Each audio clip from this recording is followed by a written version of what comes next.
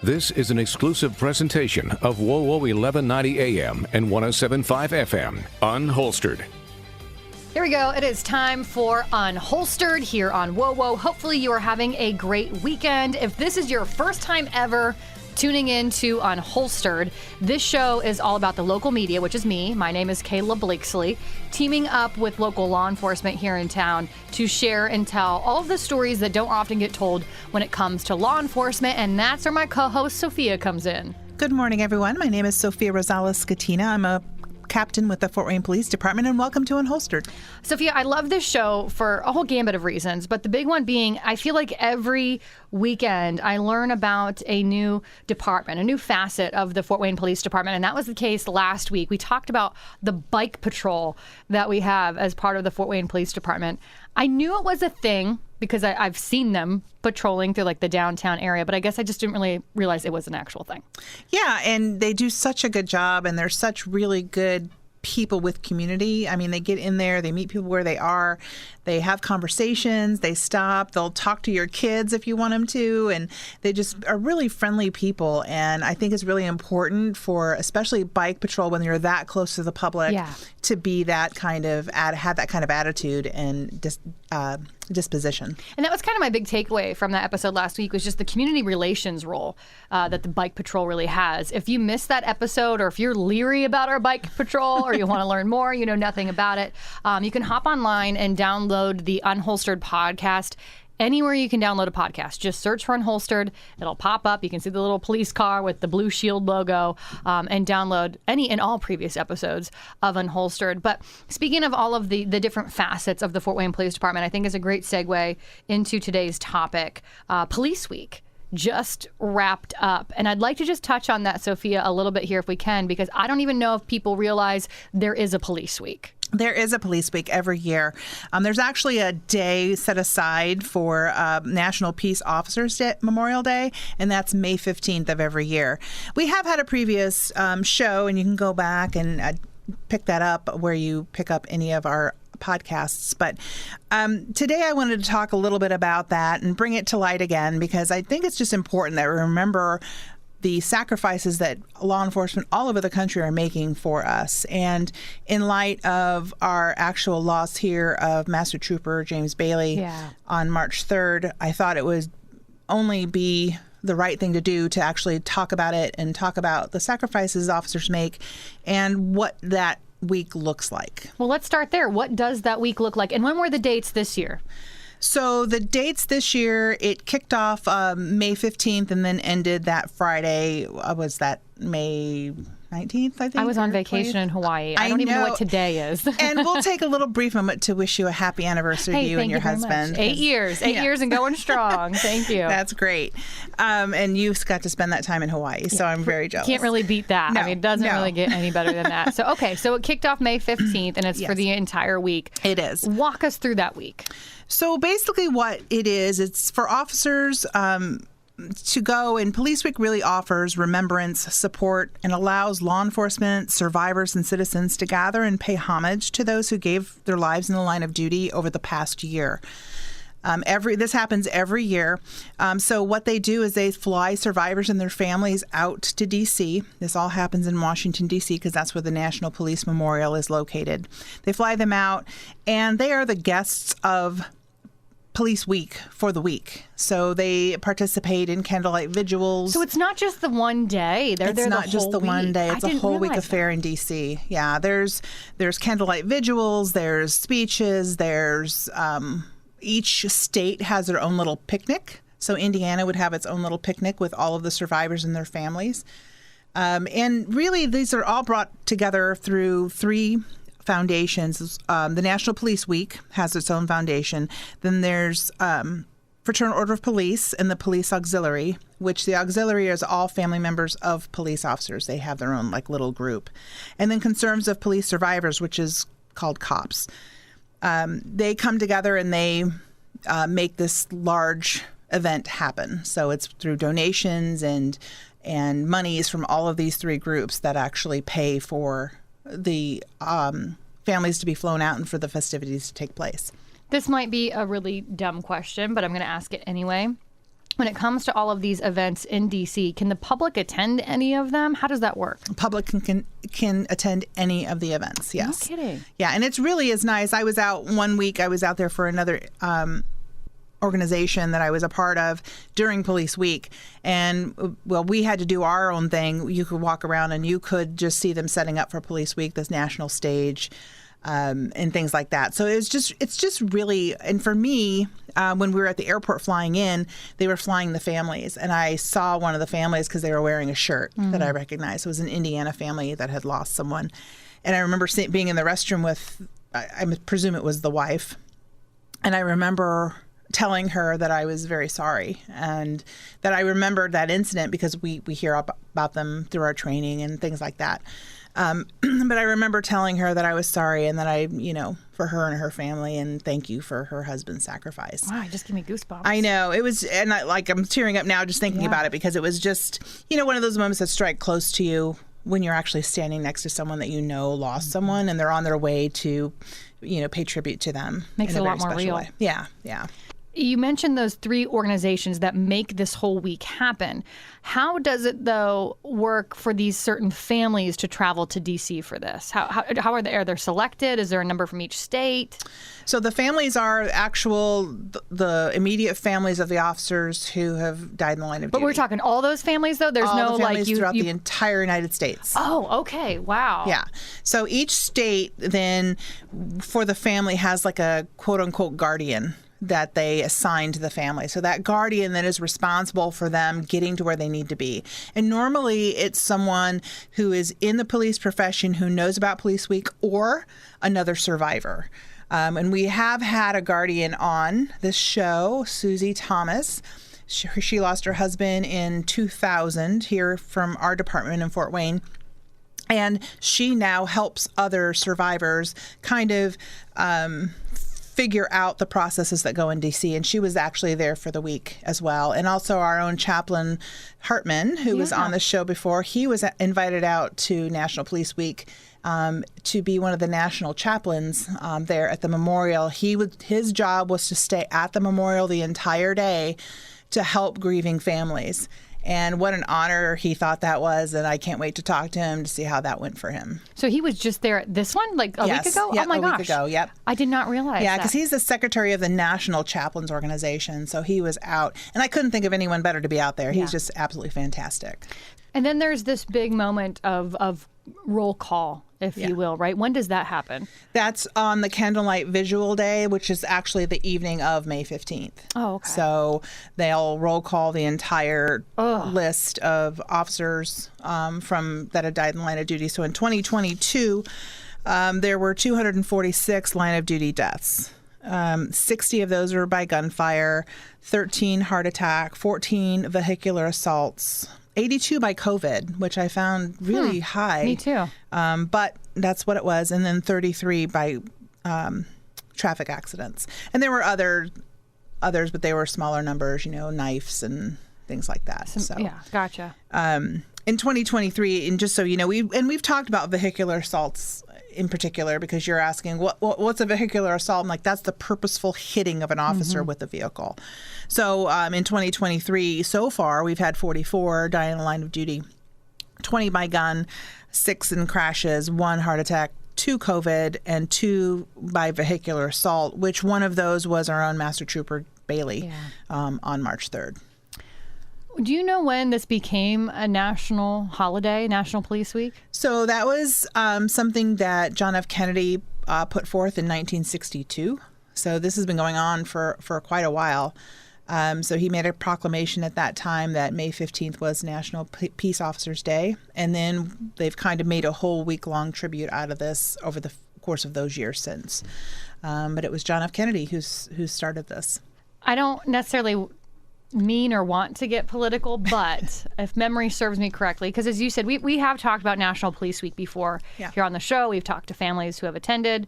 I know traditionally the president does speak during National Police Week, and there's a big to-do about that. But correct me if I'm wrong, that didn't happen last week. It did not happen last week. I was quite shocked, actually, because I don't know of any other time where a president has missed National Police Week, because it's just one day out of the year. It's May 15th every year. It doesn't fall on a different day. We know Christmas is coming every year, December 25th. And we know May 15th is the day. But yes, President Biden was supposed to speak. He did not speak. Last minute, he pulled out and cited he had his granddaughter's graduation to attend. And I just want to say, it's like normal graduations happen on like weekends or something like this. And this was like a Monday. May 15th was a Monday.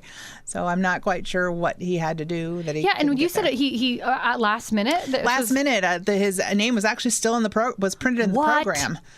And he sent Merrick Garland in his place. So, it was just kind of, I think everyone was stunned by that. So it's... Yeah, I want to get your real opinion. Can you give us a real opinion? Of course. I mean, I'm stunned by that. Well, I think it's kind of crappy, honestly. And let's be very clear. I can on radio, I know. I'll get beeped again. You would say the same thing. No matter who no it matter was. What this is one day we're asking you to, and not even a day, a few hours. Because we all know you have Air Force One, you get to anywhere you need to be in a matter of hours. Yeah. So it's not like you couldn't just come and give the address and then leave to wherever you needed to go. But like I said, this is something that we know is on May 15th. You said you were going to be there. They printed your name in the flyer, and then you duck out citing a graduation as your reason. So I just find that odd. And I just Googled it really quick.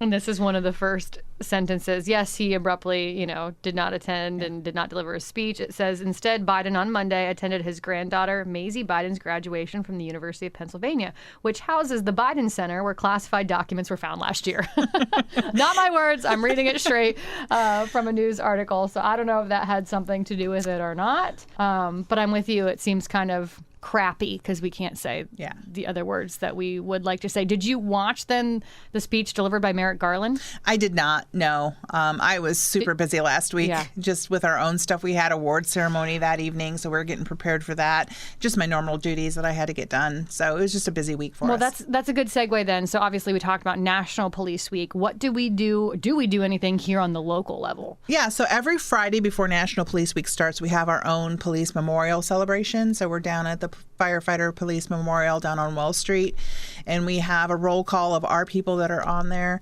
I'm usually the person who conducts the entire ceremony, so I did not know that. Yeah, so I deliver the first words of the day, and this year I really focused on family because that's what we are. And Trooper Bailey's widow was in attendance, which I thought was amazing. And, we just want people to know that if you've made the sacrifice in our community, you'll never walk alone. Yeah. We're always going to be with you. We'll figure out what you need if you need something. If you don't need anything, we're okay with that too, but we're going to be there no matter what. And COPS, which was one of the national funders for this, we have our own local Indiana chapter of COPS, Concerns of Police Survivors, and they do a bike ride throughout Indiana. And they go to every city that has lost an officer. They bike there. No kidding. There's a group of volunteer officers, retired, and family members, or just people who want to help. And they raise funds as they ride along their bikes. And then they stop in different cities, and they stop in Fort Wayne. It'll be sometime in July. I'll let you know when. But they'll come through. All of them will come through. And we have one of our bike officers that's going to do a stint of that ride into Fort Wayne. That's amazing. Yeah, and then we feed them. So the Fraternal Order of Police here locally purchases a food truck usually for them to stop and get food. They hydrate, they eat. Mm-hmm. We do a roll call here of our officers, have a small memorial service, and then they're on their way to a different city.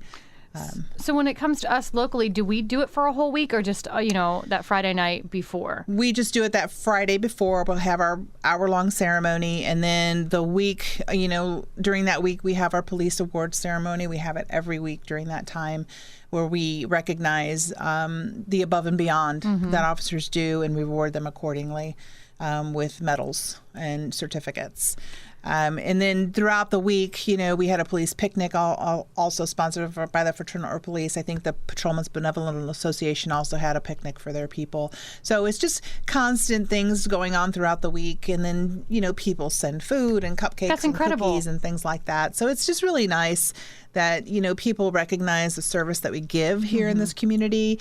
And hopefully we don't ever have to write another name on the wall. But, Trooper Bailey's name will go up on there this year. When will that happen? Will there be a ceremony for that as well? There won't be a ceremony. Usually the family will be there. It's just a small private thing. And then we'll probably put a press release out with some photographs of it.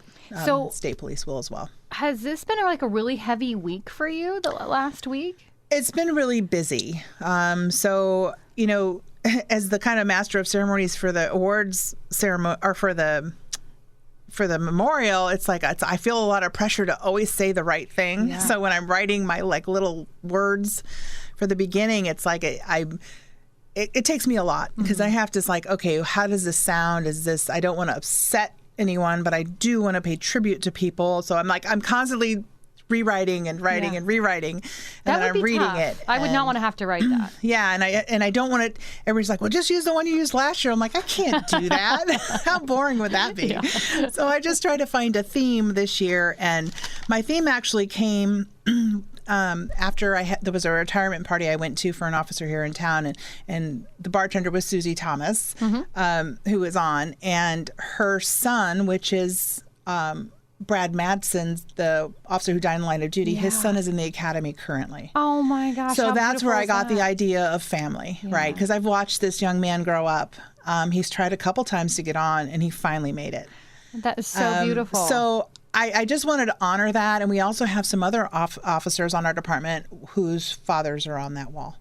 And I just wanted to honor that because they always show up every memorial. And isn't that amazing, too, that, where your parent was killed or a sibling or whatever family member we're talking about, that you still want to pursue that line of work as well? Yeah, even in these tough days. Yeah. He's just real now tough days. And I remember through the protests when our memorial was defaced with spray paint. He was out there in the morning as soon as the sun rose, cleaning the spray paint off of his father's name and all the names on the memorial. Oh my God. So, and so he just has a love for this community and a love to follow in his father's footsteps, and I just think that's remarkable. So that's where I got the idea of family. And Does Susie know that this is where you drew this theme from? I did, because we talked about it, and I was telling her how proud I was that Ryan was in the academy, and she's like, yeah. I'm like, you know what?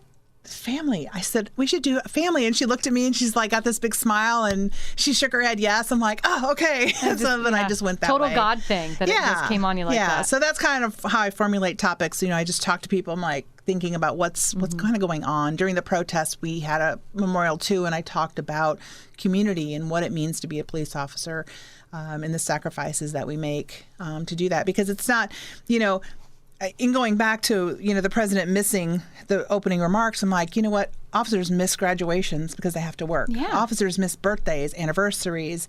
They miss all sorts of special events because we have a duty. And I just would hope that our elected officials would understand that and maybe miss something to honor those people who miss it all the time. Yeah, that's really discouraging.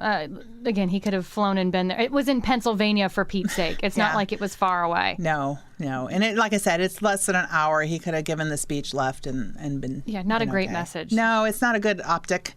Especially if you're coming off of all this stuff of defund the police, all the rhetoric, things like recently. that. Yeah. So obviously, Fort Wayne, we have our own thing that we do, and it feels weird to me, Sophia. How do you say? I hate to use the word celebrate National Police Week, but I guess I don't know how else to say it. I think it is a celebration of life and spirit, and knowing that someone gave something for someone else in an unselfish way. And I think that is cause for celebration. And I know there's hurt and longing for your loved one, if that's your loved one. But I think celebration, using the right context here, would be appropriate. Well, okay, so here's what I was going to ask. So we have our own celebration here the Friday night before May 15th. I'm assuming other police departments across the country all do something as well to celebrate? Ooh, I don't know. I mean, because our memorial encompasses all of Allen County. So we have the Sheriff's Department, ISP. If you work in Allen County for ISP, your name would be on that wall. Not all ISP officers would if they're working outside of Allen County, but Master Trooper Baylor was assigned to Allen County, so his name would go up on that wall. Woodburn, New Haven, Parkview, all of those police are encompassed here at that memorial because we're all of Allen County. So I don't know what other departments do. I'm sure they do something. I know Whitley County is doing something on Wednesday. There's a first responder, or had done something on Wednesday. It's a first responder. So it's kind of to each their own? Yeah, I think each their own, and depending on where it fits time-wise for them or what they can get done during that week. It's a really busy week for everyone. It really is. But yeah, I think a lot of people do something, at least something for their officers. As we're wrapping up here, Sophia, one thing I do, again, I'm sitting here Googling, learning about Biden, abruptly bailing on his speech last minute. I just still can't even believe that. Again, I was on vacation, so I wasn't even following it. I wasn't even aware. But I see he did deliver a video message. Did you see this? I did not. Honoring National Police Week. And basically, the whole video is 2 minutes and 52 seconds long, so I haven't watched the whole thing because you and I are chit-chatting. But basically, in a nutshell, I'm kind of reading through the transcript of it. He says, "Let's be clear, the answer is not to defund the police." Does that seem like an appropriate time to go into that during this video message speech about National Police Officer Week when he missed this in general? Yeah, that's probably not the time and place for a political statement like that. No. I mean, I know I'm putting you on the spot because, again, I'm just reading the transcript as you and I are talking here. Yeah, no. That's certainly not the place. That this is the time, to say thank you. Yeah. And I'm sure he did in the 2 minutes and 52 seconds of the video. But again, I'm just perusing. Well, I think I had heard that some of the remarks. I was reading something. I didn't get to read the whole thing, but there was also some mention of gun control. There was. Let me read it to you, actually. He says, "I signed the most sweeping gun safety law in nearly 30 years to make sure officers are not outgunned on the streets. We're also strengthening background checks for gun purchases, cracking down on illegal gun sales, and reining in so-called ghost guns that officers have told me are increasingly found at crime scenes." This is what he decided. I'm getting enraged just reading it now. Yeah, not the place. Not the place for that. Survivors don't want to hear that. They want to hear you say thank you for them losing their loved one, regardless of how they lost them. And he even had a teleprompter for this one. Yeah. Pre-recorded. I know.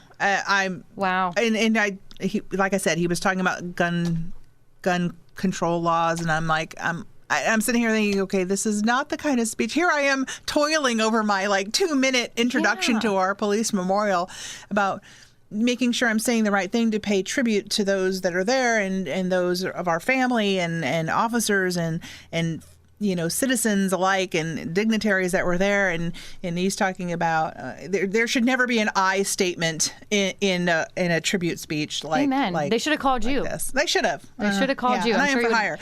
Yeah, I'm sure you would have did a better job than Merrick Garland. I didn't see anything, though, about his American Rescue Plan, at least from me perusing. No, but I just wanted to bring this up because, when we're talking about, we're coming off of, 2020 and the protests and the defund the police movement and all this stuff that he talks about, the gun safety and officers and this and I and me. And then, they passed this $350 billion American Rescue Plan and they set aside, I'm sorry, not $350 billion. That's what they set aside for law enforcement.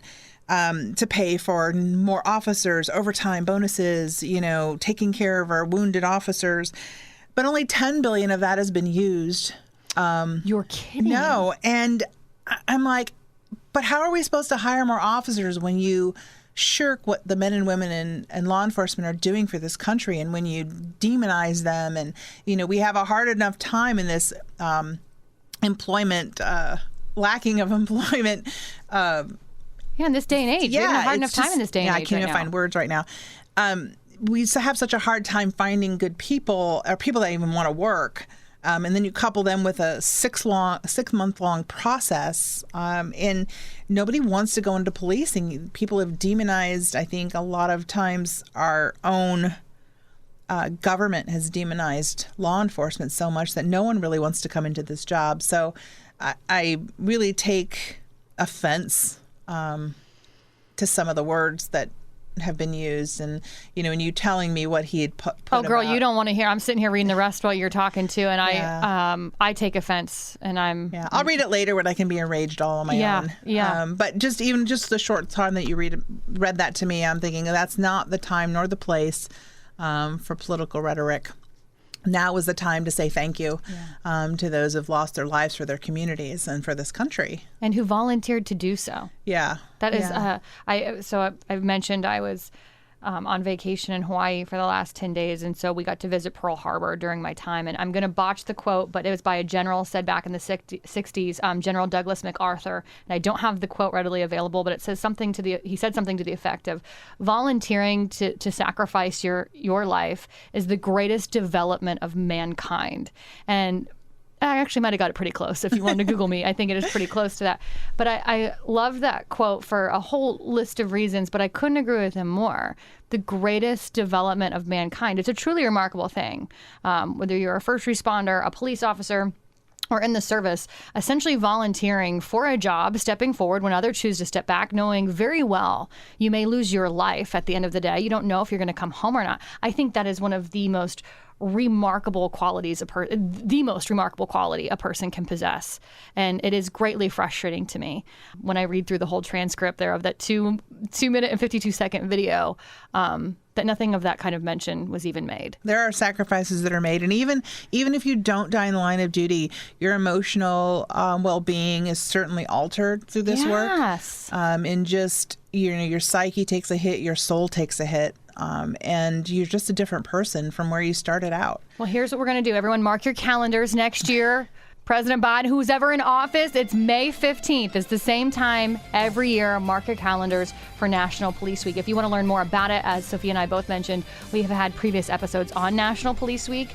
You can check them out anywhere you can download a podcast just by searching for the word Unholstered. Your town, your team, your topics. This is Unholstered. Thanks for listening to Unholstered. Be sure to subscribe to us on Spotify, Apple, or wherever you listen. And remember, you can listen every Saturday morning at 10:30 on WOWO 1190 and 107.5 FM.